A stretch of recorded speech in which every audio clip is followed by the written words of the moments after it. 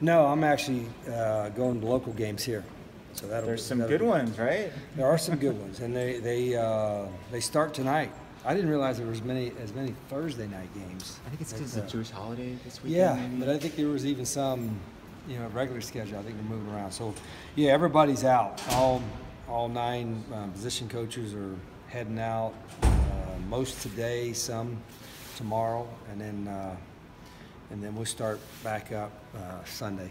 If you look at the number of commits you guys have at this point compared to a year ago, you're kind of in a different place than you were. Yeah, how do you assess where things are at? I think every year is a little different.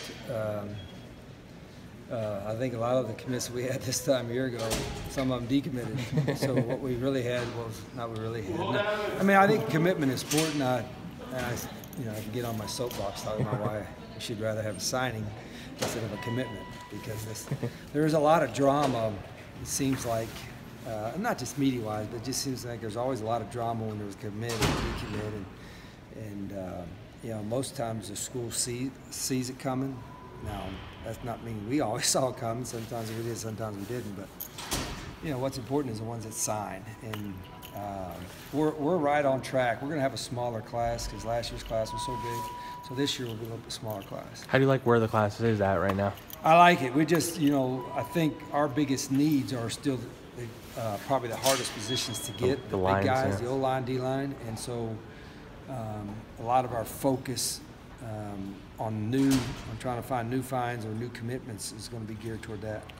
You had made a reference the other day to the early signing date and how that kind of maybe creates a greater sense of urgency. Yeah. Do you feel a little bit of pressure to sort of like move forward with the class because of that? You know what, a little bit, because it is. I do think that is the de facto signing date, and so you better make sure that so the guys that that are truly committed will sign that. And I think I expect 70% of the class everywhere will sign on December. So there is a sense of urgency, but at the same time, the most important thing is to take the right guy.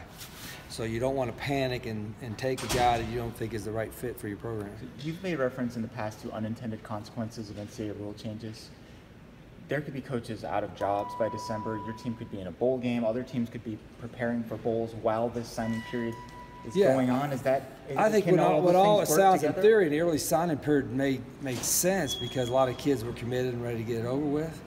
But it makes, like I said, it makes more sense not to have any, because to have, and I think that's why you had the legislation next year to have official visits in April, May. Well, you didn't have it this year. So it probably would have made sense to have that thing start a year from now, but it makes more sense just to not have one. I think the whole, with everything's going on in college athletics, there's too much drama involved in recruiting now. And that's not going to go away because of social media and the publicity these high school kids get. But I think you got to try to do whatever you can to grab some control of it. Are you guys going to take more visits this season because of how quickly after the season? Yeah, we'll use everyone up. Yeah. There's no way you can have an official visit every weekend because, you got spring practice and they have games too. It's going to be crazy. But if you got 56 official visits, I would bet you every school uses all 56. We've not used all 56 in most years.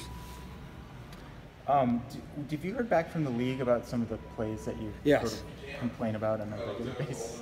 Yeah, I did. Any positive outcomes? Not that it changes anything, but there was guess the right way. There was some agreement on them with us on some of the calls, and there was some not on some of the calls. But what can you do about it now? You know what I mean? That's why make sure it doesn't happen again. Yeah, you hope so.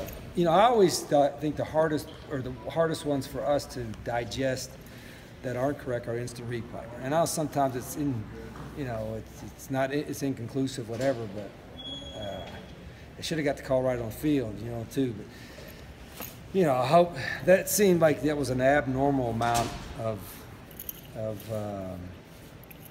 questions on some of that stuff in this game compared to others. But we always turn something in, but there was a little bit more in this game. Because there are maybe less recruits out there quarterback-wise, do you have to put more resources into finding the right quarterback and recruiting that position when you find a guy? Is there more put towards that? As far as finding a quarterback, those are, the most difficult thing in quarterbacks now is I read somewhere yesterday that from 2011 to 14 or something, half of the so-called top 200 quarterbacks had transferred. Wow. Half, which is unbelievable, which tells you a lot of them, they don't want to sit around and be backups, so you got to have a large number of quarterbacks because they get injured and because some of them get disenchanted and leave and what have you. And, so we're always going to try to recruit a quarterback for every class. What do you feel like the team's biggest accomplishment was out on the practice field this week? Well, I wasn't pleased with yesterday's. I didn't think the intensity was as good as it needed to be. I was pleased